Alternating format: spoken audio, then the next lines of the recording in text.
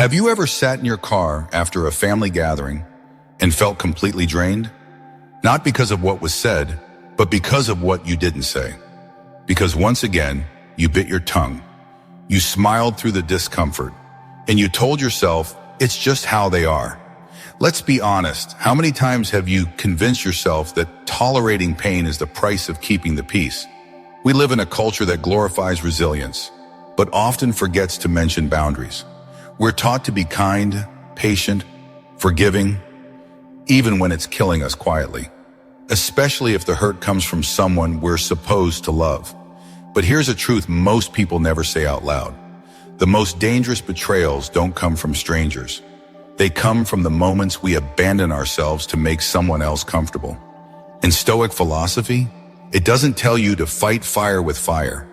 It tells you to reclaim your inner fortress, to master yourself so deeply that no one, not even those closest to you, can manipulate your peace without your permission. In this video, we're going to explore 7 quiet, corrosive behaviors that women, especially strong, self-aware women, tend to normalize, even though they shouldn't. If any part of you feels unseen, unheard, or quietly resentful, this message is for you. Welcome to True Stoic Way, where we post daily wisdom to help you protect your mind, strengthen your spirit, and live with unshakable clarity. Subscribe now because silence shouldn't be your default response to disrespect. Now, let's begin. Sign 1. When image becomes your identity, she walks into the room and heads turn. Her look is flawless. Her confidence seems bulletproof. Her Instagram feed, curated like a magazine cover. Every detail, from the angle of her selfie to the brand of her coffee, is designed to say, I've got it together. But the question isn't how she looks. It's, who is she when the filter fades? In modern America, image is currency. We are sold the idea that visibility equals value, that if you're beautiful enough, desirable enough, put together enough, you'll be safe. But Stoic philosophy offers a brutal, necessary reminder. When you prioritize how you look over who you are, you trade substance for spectacle. Marcus Aurelius wrote, "The soul becomes dyed with the color of its thoughts." He didn't say your soul reflects your makeup, your wardrobe, or your lighting. He said it reflects your thoughts, your values, your choices, your character. There's nothing wrong with taking care of your appearance. In fact, the Stoics believed in order, dignity, and self-respect. But there is a dangerous tipping point. When your self-worth depends on likes, compliments, or comparisons, you're no longer living, you're performing. And performances, by nature, are exhausting. The wise woman doesn't neglect herself, but she also doesn't confuse admiration with meaning. She understands that beauty without integrity is decoration without structure. And when the applause stops, because it always does, she still has herself. Not just her image, but her inner ground. The foolish woman, on the other hand, clings to attention like it's oxygen. She panics when she's not seen. She compares relentlessly. She fears aging, weight gain, rejection. Not because they change her essence, but because they might change how she's perceived. This obsession with perception becomes a cage. It pulls her away from growth, from challenge, from truth. Because if your life is built on being seen, then being misunderstood feels like death. And so she avoids anything that might crack the illusion. But illusions demand sacrifice. The more perfect she appears, the more lonely she becomes. The more put together her life looks, the more fragmented she feels. And deep down, she knows, no amount of aesthetic perfection can fill the silence of a neglected soul. The Stoics didn't value surface. They valued self-mastery, not the kind that draws admiration from others, but the kind that anchors you when no one is looking. So ask yourself, are you spending more time crafting an image than cultivating a life? Are you working harder to be impressive than to be real? Are you measuring your worth by what's visible or by what endures when the lights go out and no one's watching? Because what's visible is fleeting. The glow of youth, the admiration of strangers, the number of followers, all of it fades. But courage doesn't fade. Discipline doesn't fade. Kindness, wisdom, presence, These are the parts of you that leave a mark far beyond the mirror. A beautiful woman may catch the eye, but a grounded woman commands respect. And more than that, she commands herself. So if you found yourself relying too much on the external to feel secure, know this isn't a shameful confession. It's an invitation to step out of performance, to stop asking, how do I look? And start asking, who am I becoming? That's the question the Stoics would have you live by, not to make you smaller, but to build the kind of inner gravity that doesn't rise and fall with the tides of validation. Because beauty might turn heads, but character changes lives, starting with your own. Now that we've looked at how obsession with image can quietly undermine your strength, let's talk about something even more subtle, but just as corrosive. Sign 2. When you keep handing away your power and call it their fault. You didn't get the promotion because your boss is biased. Your relationship fell apart because they were toxic. You're stuck in life because your parents, your partner, your past just didn't give you what you needed. And maybe some of that is true. Life isn't fair. People are selfish. Trauma is real. But here's the Stoic truth. None of that excuses you from owning your next move. Modern culture loves the language of blame. It feels good. It gives us certainty. It helps us avoid the most uncomfortable mirror there is. The one that shows us we are not just victims of the story, but authors of the next chapter. Epictetus put it clearly. It's not what happens to you, but how you react to it that matters. The woman who refuses to take responsibility may sound intelligent. She may have all the right critiques, all the justifications, all the receipts. But underneath that sharpness is a quiet desperation. Because every excuse she gives is another brick in the prison she's building around herself. Blame feels powerful in the moment. It shifts the spotlight. It makes you feel seen, heard, validated. But over time, it robs you of the very thing you crave most, agency. If your peace depends on people changing, on life becoming fair, on someone finally apologizing, then you've already surrendered the keys to your own freedom. The Stoics weren't cold. They didn't ignore injustice, but they understood this. Power doesn't come from control. It comes from ownership. The woman who grows, who transforms, who rises, isn't the one with the perfect circumstances. She's the one who stops saying, "Why is this happening to me?" and starts asking, "What can I choose now?" That shift changes everything. Because once you accept responsibility, not for the harm done to you, but for how you respond, you step into a new dimension of strength. You no longer wait for life to rescue you. You become the rescuer. Now let's be honest, this kind of ownership is painful.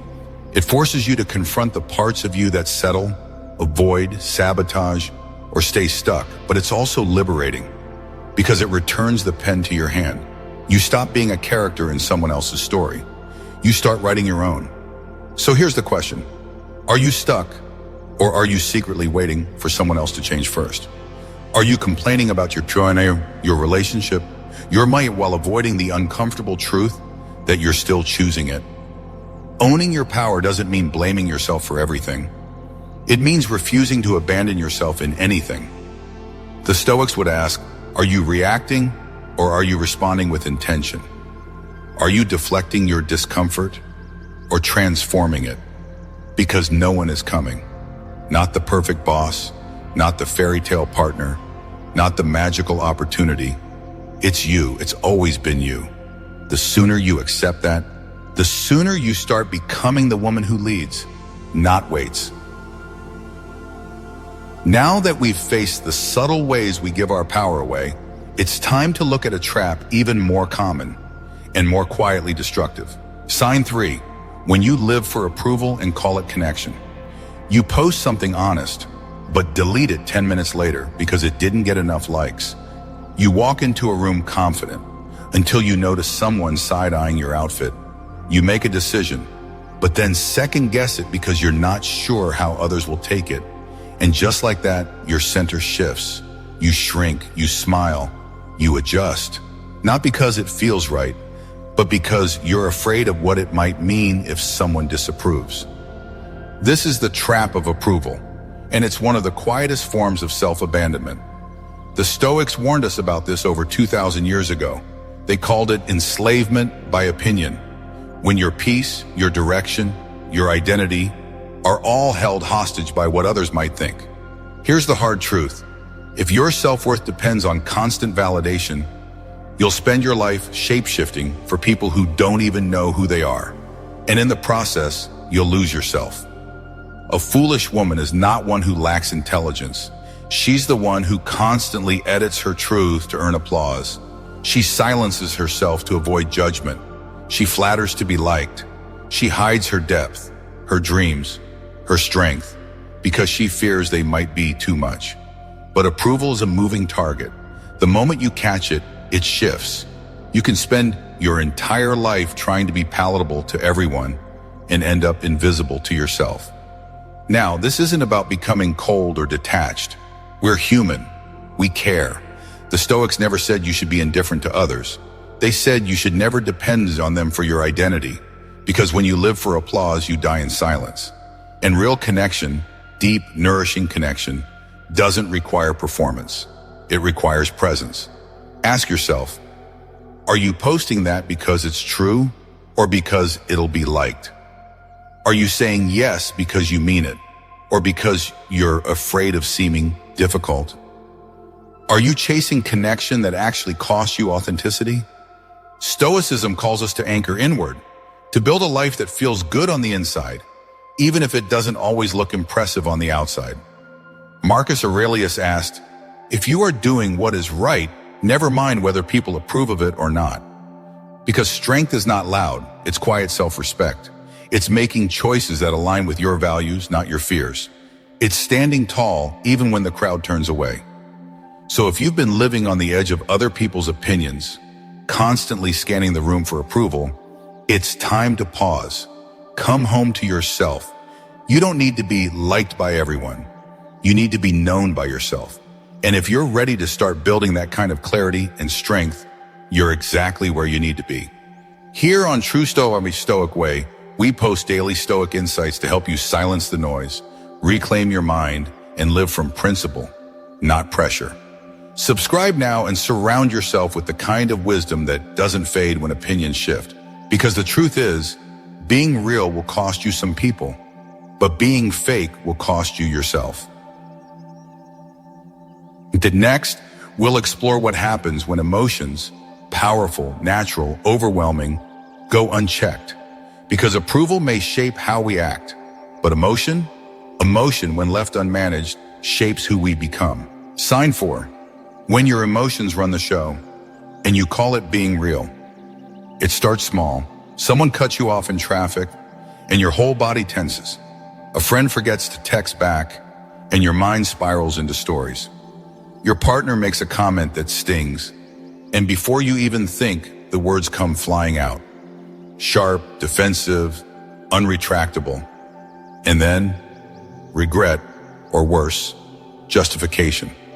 Because you tell yourself, at least I was being honest. At least I was being real.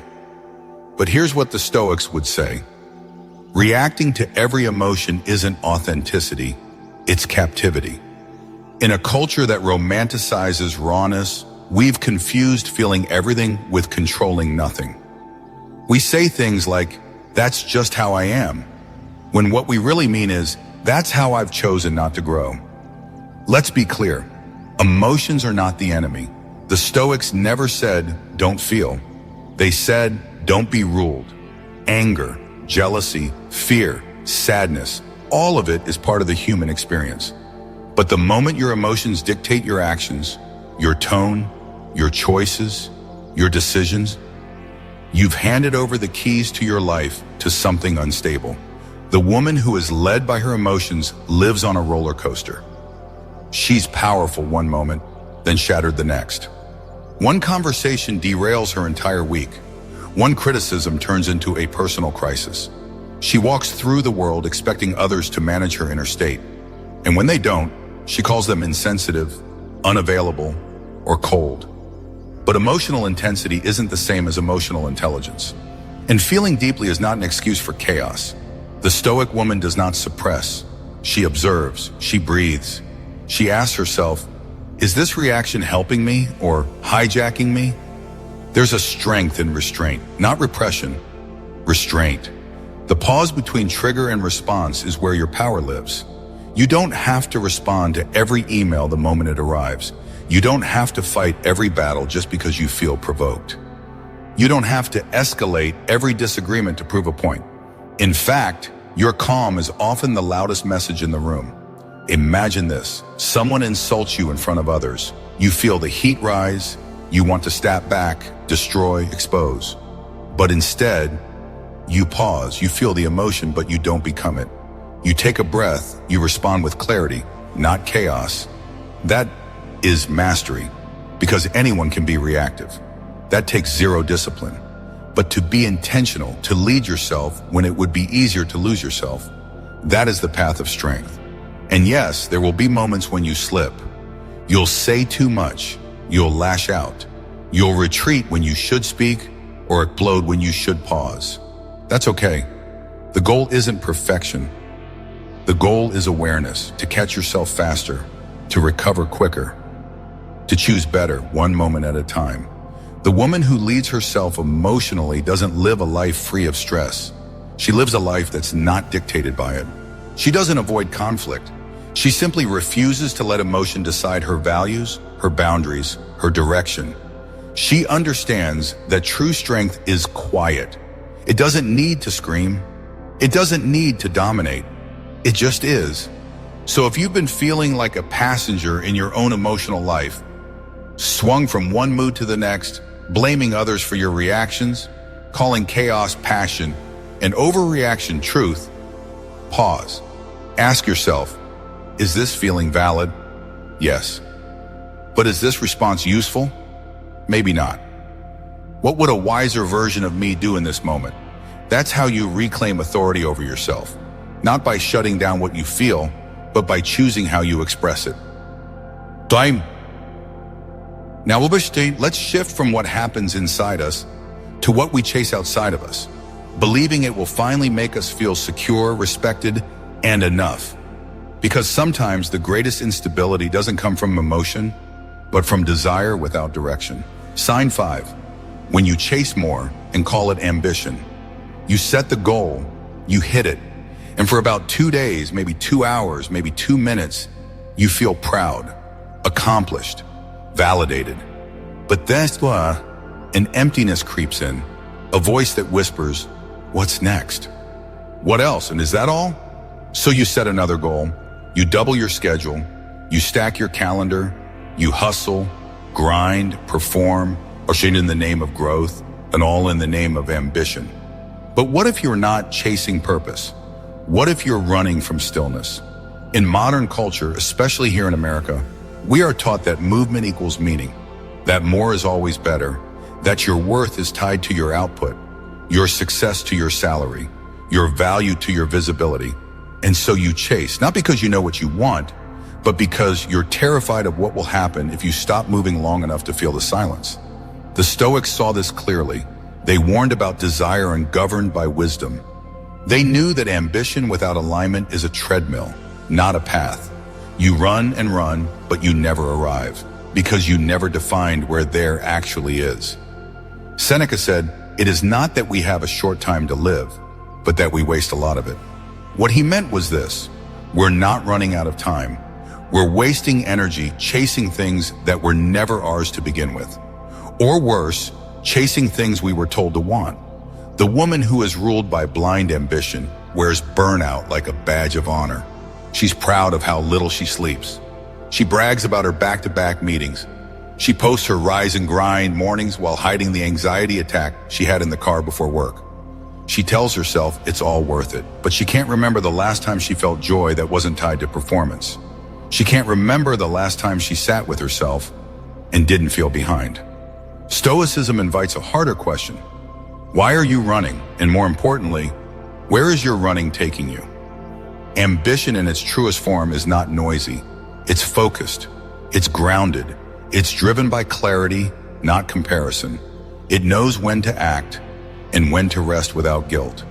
The foolish chase more to escape emptiness. The wise build slowly, intentionally, so their life can hold the weight of what they're building. The Stoic woman doesn't deny desire. She disciplines it. She doesn't chase because the world expects her to. She moves because her values direct her. And when she rests fully because rest is not failure. It's fuel. So ask yourself, am I building a life I actually want to live? Or one that just looks impressive? Do I know the difference between momentum and meaning? Am I growing or just busy? Because more is never the solution to not enough. And real success isn't what you can show, it's what you can sit with. Peace, purpose, integrity. The Stoics would tell you, if your ambition is costing you your sanity, your relationships, your presence, then it's not ambition, it's avoidance. And you can't outrun emptiness. You can only turn around, sit with it, and ask what it's trying to teach you. So now that we've faced what we chase, let's talk about what we avoid, especially the most uncomfortable thing of all. Sign 6, when you refuse to look inward and call it staying strong. You stay busy, you stay productive, you show up for others, you keep your schedule full, your expression composed, and your past buried because you've got things to do, and looking back won't help, right? You call it strength, but Stoicism would call it something else. Avoidance in armor. See, there's a kind of silence that's powerful, the kind we've talked about before. But then there's another kind, the silence that comes from shutting the door on your own truth because it's too painful to hear what's behind it. And in today's world, especially in Western culture, that avoidance gets rewarded. You're seen as strong when you don't let things get to you. You're admired for being low maintenance, cool-headed, drama-free. But if you've never looked inward, if you've never asked the hard questions about why you react the way you do, why certain people trigger you, why you sabotage the good, then what you're calling strength may actually be unresolved pain in disguise. Epictetus said, "It is impossible for a man to learn what he thinks he already knows." Translation, if you keep telling yourself you're fine, that you've moved on, that you've outgrown the wound, you've closed the door on growth before it even started. Self-inquiry is not self-indulgence, it's self-respect. The woman who dares to look within doesn't do it because it's fun. She does it because she knows that unexamined pain becomes a repeated behavior. She doesn't ask, why did they do this to me? She asks, why did I stay so long? Why did I silence myself? What am I still believing about myself that allows this? And that takes real courage, because you can outrun people. You can change them. You can block numbers, but you can't outrun the patterns inside you that keep repeating. No matter the setting, the Stoic woman doesn't avoid herself. She audits her life like a leader reviews a mission, with honesty, discipline, and no sugarcoating. She journals. She reflects.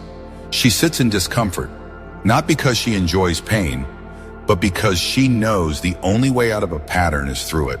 She also forgives herself first, because self-inquiry without self-compassion isn't clarity, it's cruelty.